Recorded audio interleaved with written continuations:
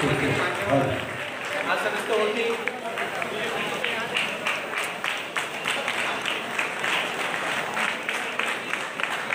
उपस्थित सर्व मान्यवर आणि विद्यार्थ्यांनी खाली बसून घ्यायचं आहे। अवप्र संस्था अंधेरीच्या वतीने माननीय आमदार आशिषजी शेलार साहेब आजच्या कार्यक्रमाला उपस्थित असलेले सर्व प्रमुख पाहुणे त्यांचे देखील बॅच बांधून अवप्र संस्था अंधेरीच्या वतीने स्वागत करत आहोत।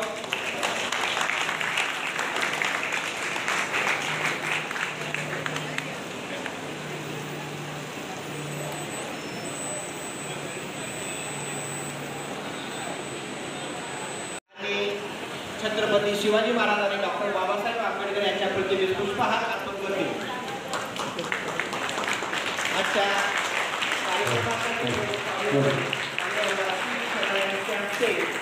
कार्यक्रमाचा उद्घाटन संपन्न होत आहे।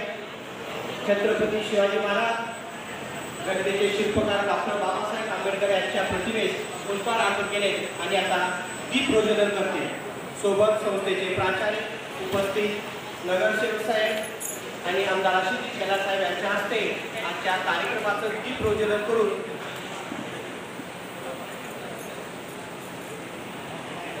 उद्घाटन सोहळ्याचा कार्यक्रम संपन्न होत आहे।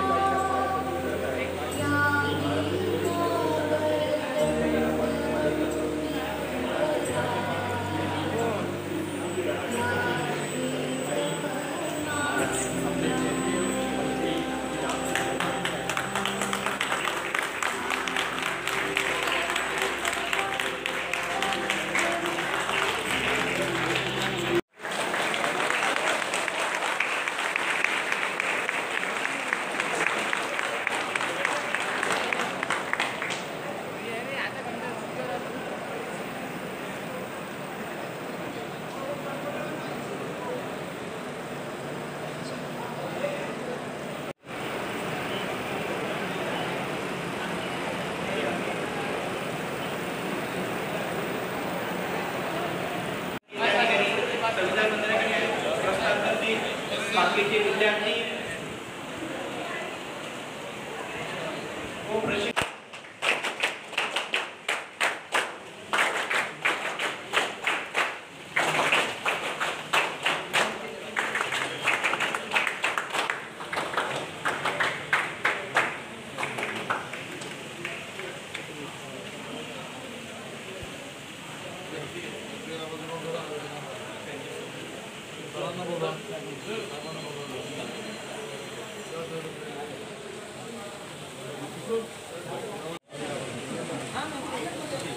काम करे काय बंद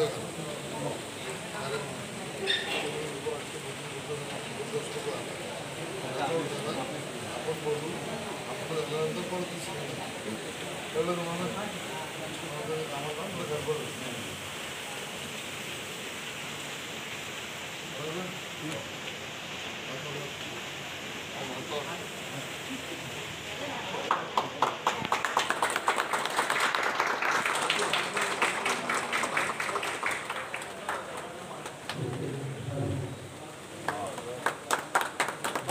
डॉक्टर बाबासाहेब आंबेडकरांचा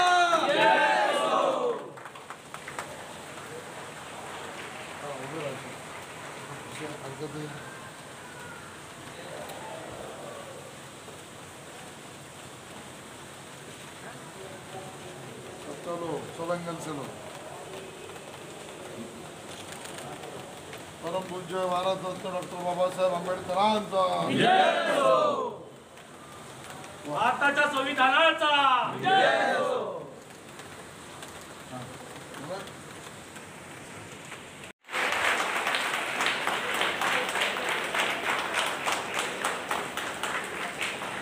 यानंतर संविधान प्रत आणि भेटवस्तू देऊन त्याचं स्वागत करा।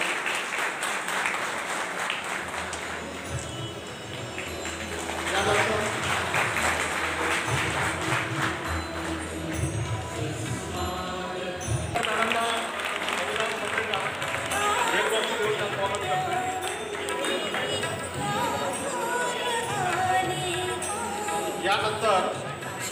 हेतल गाळा मॅडम, यानंतर हेतल गाळा मॅडम यांचा स्वागत माझे प्राचार्य यांनी गाळा विनंती करतो.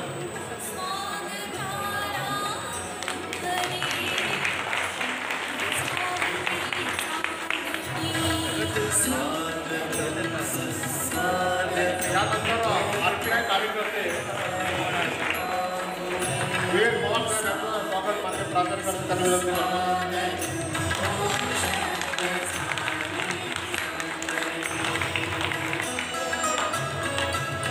यानंतर भाजपा सरचिटणीस उत्तर मध्य मुंबई, भाजपा सरचिटणीस उत्तर मध्य मुंबई आणि विजय माथुरसाहेब यांचं स्वागत माझे प्राचार्य त्यांनी विनंती करतो.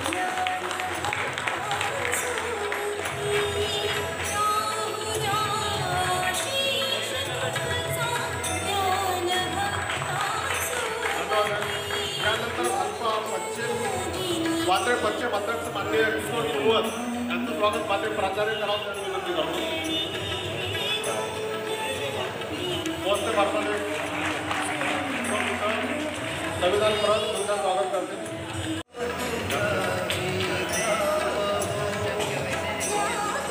धन्यवाद साहेब. यानंतर आपल्या कार्यक्रमात त्याची जी उद्देशिका आहे ती आपल्या सर्वांच्या डोळ्यासमोर नेहमी असावी की त्या संविधानाच्या प्रती एक आदर वेगळ्या पद्धतीने आज आपण आदर व्यक्त करत आहे. आजचं संविधानाच्या बाबत आपलं मान्यवरांचं मार्गदर्शन मिळणार आहे.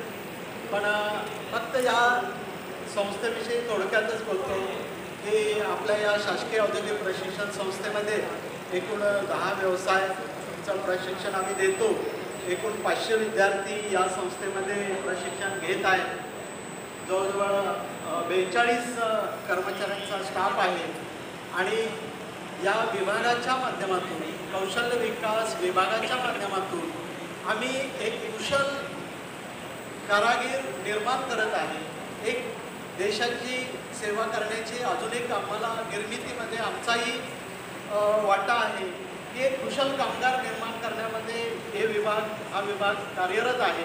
आणि हे शैक्षणिकदृष्ट्याचं तांत्रिक व्यवसाय शिक्षण देताना सुद्धा संविधानाच्या प्रतीसुद्धा एक आदर असणं ही प्रत्येक आपल्या नागरिकाची जबाबदारी आहे. आणि जी भारताची उद्देशिका आहे, आपल्या संविधानाची उद्देशिका आहे ती आपल्या विद्यार्थ्यांच्या समोर, कर्मचाऱ्यांच्या समोर या संस्थेमध्ये येणाऱ्या प्रत्येक नागरिकाला ती उद्देशिका पाहावी, दिसावी. आणि तोच एक आमचा एक उदात्त हेतू आहे. आपली जे संविधान आहे, संविधान हे जगामध्ये सर्वात मोठं असं लिखित संविधान आहे की जे जगामध्ये लिहिलेली आणि बिहारी रायजादा यांनी स्वतः हस्तलिखित अशी ही आपली संविधान आहे. आणि त्याच्याप्रती आज या विभागाच्या माध्यमातून, या संस्थेच्या माध्यमातूनही आपण संविधानाच्या प्रती आदर व्यक्त करत आहे. न्याय, स्वतंत्रता, समता, बंधुता, देशाची एकता व अखंडता या तत्वांवर आधारित भारतीय संविधानाच्या निर्मितीमध्ये योगदान देणाऱ्या प्रत्येकास अभिवादन करून भारतीय संविधानातील या उदात्त विचारांची जोपासना करण्याचा आजच्या या संविधान लोकार्पण सोहळ्याच्या दिनानिमित्त आपण उद्देशिका वाचून संकल्प करूया. मी वाचणार, त्याच्यानंतर तुम्ही परत ती वाचायचे, बोलायचे. उद्देशिका. आम्ही भारताचे लोक भारताचे एक सार्वभौम समाजवादी धर्मनिरपेक्ष लोकशाही गणराज्य घडवण्याचा व त्याच्या सर्व नागरिकांस सामाजिक आर्थिक व राजनैतिक न्याय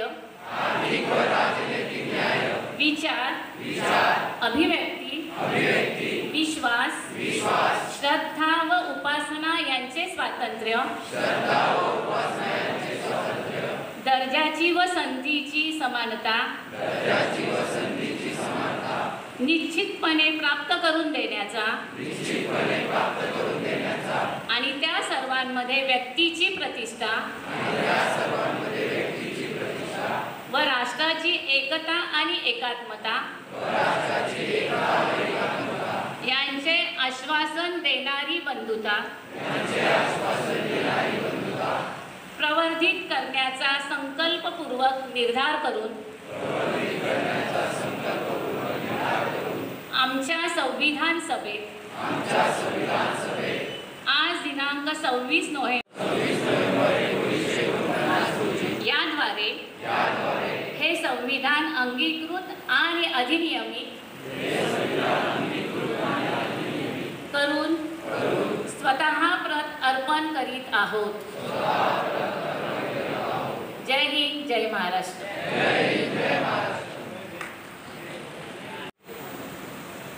आज जागतिक लोकशाही दिनाच्या निमित्तानं या भारत देशाचे उपराष्ट्रपती माननीय जगदीप धनखड साहेब यांच्या हस्ते 11 वाजता उद्घाटन झालेलं आहे.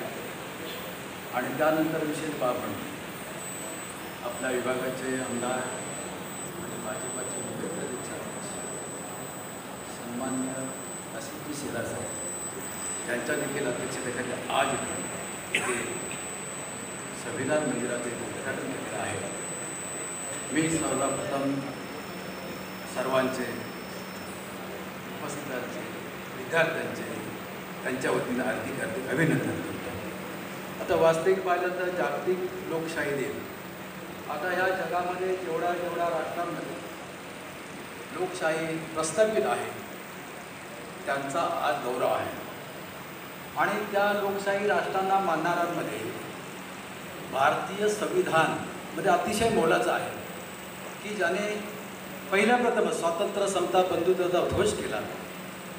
या देशातील प्रत्येक नागरिकाला एक जगण्याचा अधिकार दिला, भाषण करण्याचा अधिकार दिला, देशामध्ये कुठेही शस्त्रविरहित संचार करण्याचा अधिकार दिला, देशामध्ये व्यापार उद्यम करण्याचा अधिकार दिला, स्त्रियांना शिक्षणाचा अधिकार दिला. त्याच्याही पुढे जाऊन देशामध्ये कुठल्याही प्रकारे अस्पृश्यता पाळता कामा नये त्याच्या विरोधात देखील कायदा करून या देशामध्ये खऱ्या अर्थानं समानता आणली. त्या डॉक्टर बाबासाहेब आंबेडकरांना मी त्रिवार सदस्य अभिवादन करतो. बंधू आणि भगिनींनो, देशाला भारत देशाला तसं पाहिलं तर काही लोकशाही नवीन नाही. भगवान बुद्धाच्या भिक्खू संघाला देखील आपण पाहिलं तर त्या भिक्खू संघामध्ये देखील लोकशाही होते. लोकांच्या निर्णयाप्रमाणे बुद्ध निर्णय घेत होता.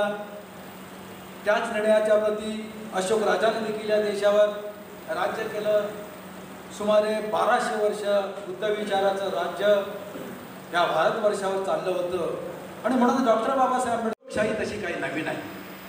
आणि या लोकशाहीचा खऱ्या अर्थानं पाया जर का मजबूत कोण करत असेल तर आज जर आपण पाहिलं तर मग आमच्या भारत देशाचे पंतप्रधान नरेंद्र मोदीजी. तुम्ही म्हणाल असं का म्हणताय तुम्ही? कारण का जेव्हा नरेंद्र मोदीजी जेव्हा खासदार झाले आणि संसदमध्ये पहिल्यांदा गेले तेव्हा पहिल्या प्रथम संसदच्या पहिल्या पायरीवर त्यांनी डोकं ठेवलेलं आहे. जेव्हा रामदासजी अटाले साहेबांनी मागणी केली की आम्हाला 13 एकरची जागा, हिंदी मिलची जागा पाहिजे, कुठलाही मोबदला न लावता खऱ्या अर्थानं जर पूर्ण 13.5 एकरचा जर ताबा दिला असेल तर नरेंद्र मोदीजींनी दिला. मी सांगतो इथे कारण का बरेचसे लोक आमच्या विरोधात खूप बोलू लागलेले आहेत.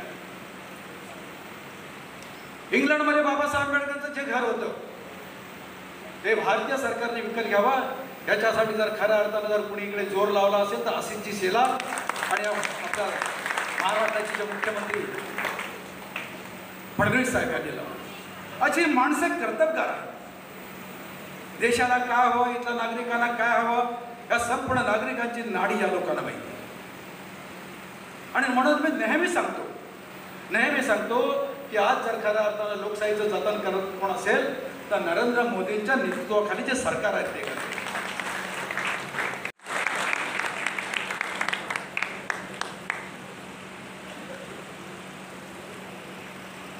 मंचावर जमलेले आणि उपस्थित असलेले आपल्या माजी नगरसेविका अलका केरकर, माजी नगरसेविका हेतल गाला, विशेष रूपाने या कार्यक्रमाला उपस्थित असलेले आमचे बंधू आणि आरपीआयचे नेते विवेक पवार, भारतीय जनता पक्षाचे विधानसभेचे अध्यक्ष किशोर पुरवत, श्री वीरेंद्र म्हात्रे, या ठिकाणी उपस्थित ॲडव्होकेट क्रांती साठे आणि आपल्या ITIचे सर्व पदाधिकारी, प्राचार्य आणि बंधू भगिनी, सर्वात प्रथम तर दोन्ही हात वर करून आपण त्या परमपूज्य भारतरत्न डॉक्टर बाबासाहेब आंबेडकर यांचे मनापासून धन्यवाद घोषणा देऊन करूया. बोला परमपूज्य भारतरत्न डॉक्टर बाबासाहेब आंबेडकरांचा, परमपूज्य भारतरत्न डॉक्टर बाबासाहेब आंबेडकरांचा, परमपूज्य भारतरत्न डॉक्टर बाबासाहेब आंबेडकरांचा. आज जागतिक लोकशाही दिवस आहे. खऱ्या अर्थाने मी सर्व आयोजकांचे आणि विशेषतः महाराष्ट्र सरकारचे, आमचे मुख्यमंत्री एकनाथ शिंदे साहेब, उपमुख्यमंत्री देवेंद्र फडणवीसजी, उपमुख्यमंत्री अजितदादा पवार आणि सर्वार्थाने या कार्यक्रमाचं मूळ संकल्पना ज्यांनी केली असे या कौशल्य विकास विभागाचे मंत्री मंगल प्रभात लोढाजी यांचं मनापासून अभिनंदन त्या ठिकाणी करतो. कारण 2007ला युनायटेड नेशनच्या जनरल असेंब्लीमध्ये, नीट समजून घ्या, इथे विद्यार्थी आहेत, या गोष्टी आपण समजून घेतल्या पाहिजेत की युनायटेड नेशनच्या जनरल असेंब्लीमध्ये जिथे जगभरातल्या सगळ्या देशांचे प्रतिनिधी हे एकत्रित येऊन जगामध्ये काय केलं पाहिजे, काय चाललं पाहिजे याबद्दल विचार विमर्श करतात. त्या युनायटेड नेशनमध्ये 2007 साली हे ठरलं की जगामध्ये 15 सप्टेंबर हा दिवस हा जागतिक लोकशाही दिवस म्हणून साजरा केला पाहिजे. आता 2007 पासून हा निर्णय झाला आणि त्यामागचं कारण काय होतं तर जगामध्ये वाढणारी लोकसंख्या पाहता आणि लोकसंख्येच्या आधारावर ज्याचा मूल असलेला प्रत्येक मनुष्य माणूस, मग तो विद्यार्थी असो, तो शेतकरी असो, तो महिला असो, तो पुरुष असो, तो कुठल्याही जातीचा असो, धर्माचा असो, याला काहीतरी जगण्याचे मूलभूत अधिकार आहेत. आपण प्राणी नाही आहोत आणि म्हणून अधिकार आणि कर्तव्य याच्या आपल्या जन्माबरोबरच काही निकड गरजा आणि आवश्यकता असतात. याची समानता जगभर आली पाहिजे आणि ती आणायची असेल तर त्याचा पाया हा लोकशाही आहे, डेमोक्रेसी आहे. तो काळ गेला की राजा आक्रमण करून किंवा युद्ध जिंकून राज्य करत होते आणि राजाने आक्रमण किंवा युद्ध जिंकलं तर राज्याबरोबर राज्याची प्रजा सुद्धा त्या राजाचा किंवा त्या राजाची प्रजा झाली.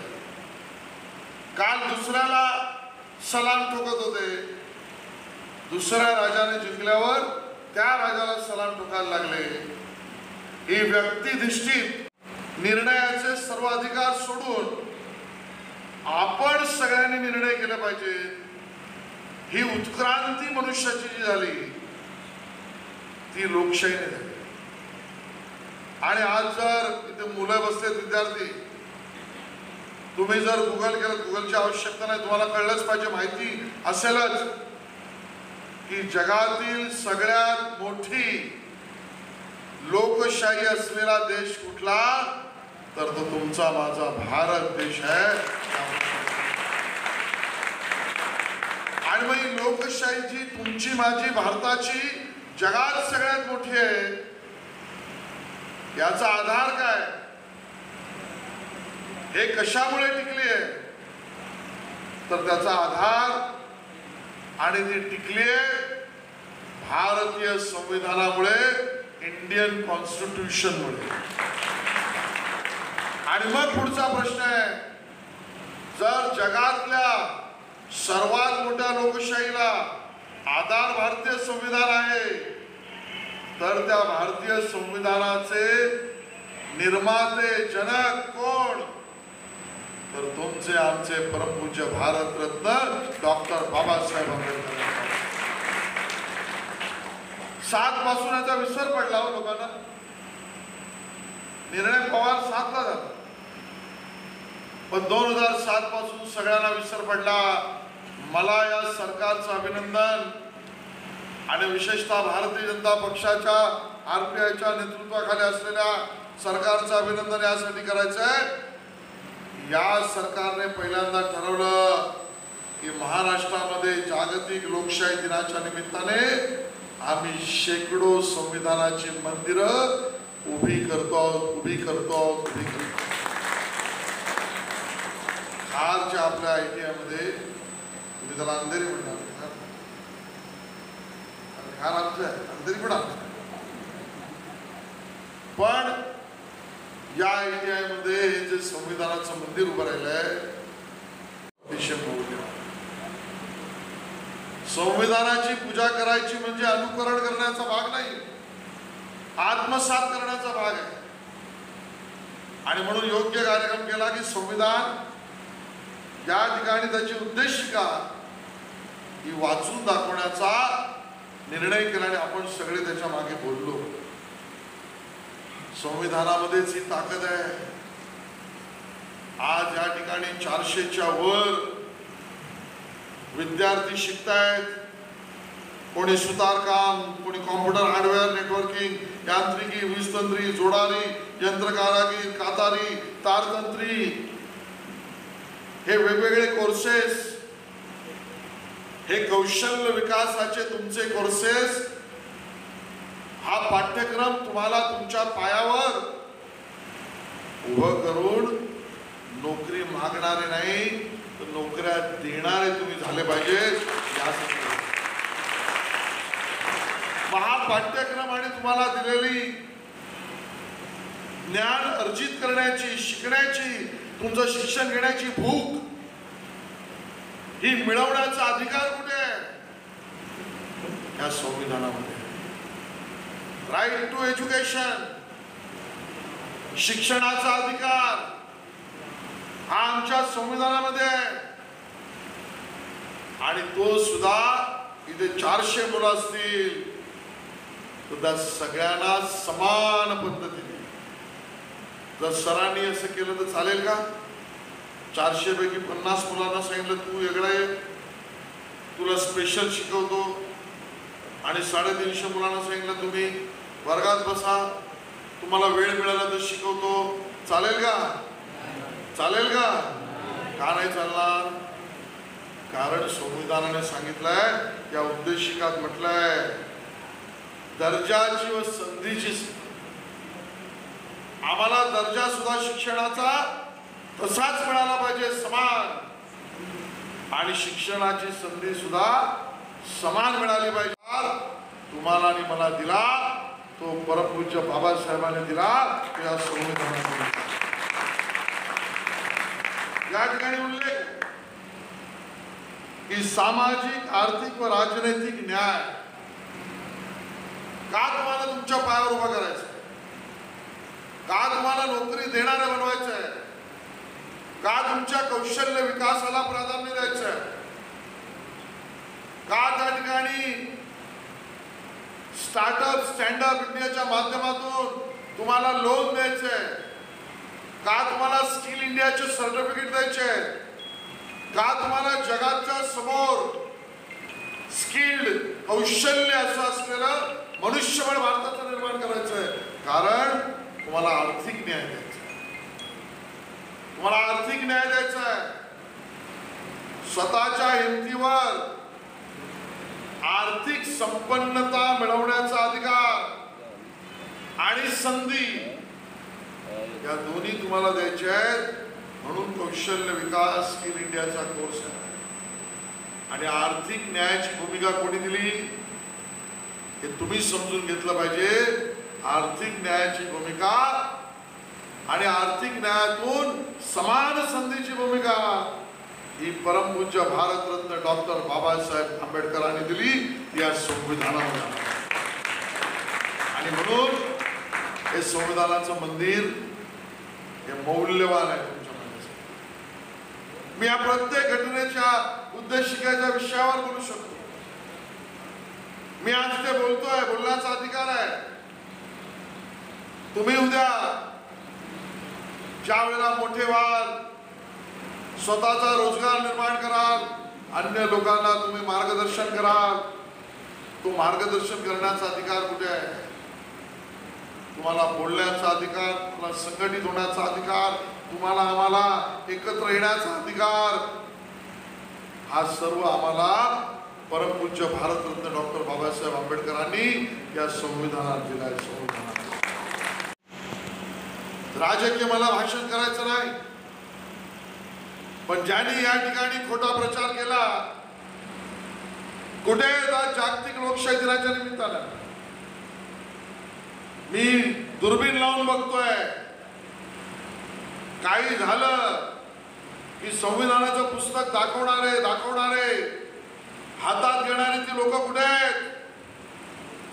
जागतिक लोकशाही दिनाला हा दिवस साजरा करताना मला दुर्बिणीतून पण दिसत नाहीयेत, त्यांच्या हातातही संविधान दिसत नाहीये.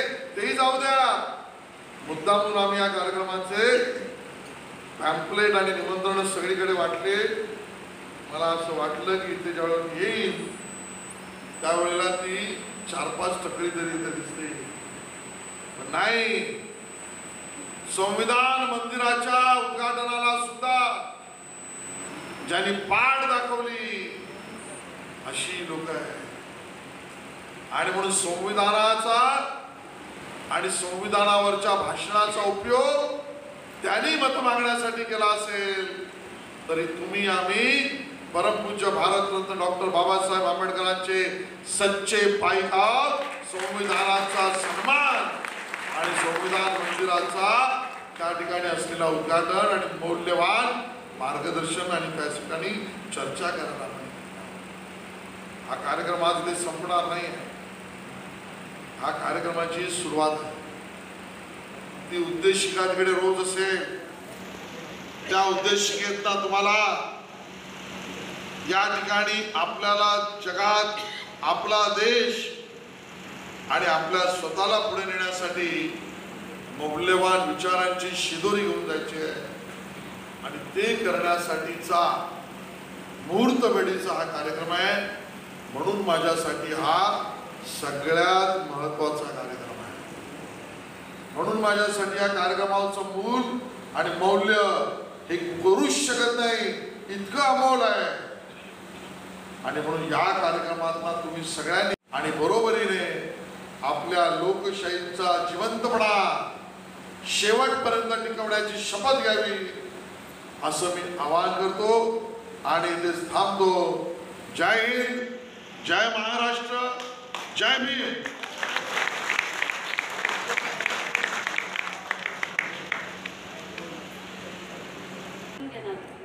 जागतिक लोकशाही दिनानिमित्त आज खार या ठिकाणी आर्मी टेक्निकल स्कूल शाळा आहे त्या ठिकाणी आज भारतीय जनता पार्टीचे आमचे लाडके आमदार आशिष शेलार साहेब यांच्या हस्ते ह्या संविधान मंदिराचं उद्घाटन झालेलं आहे.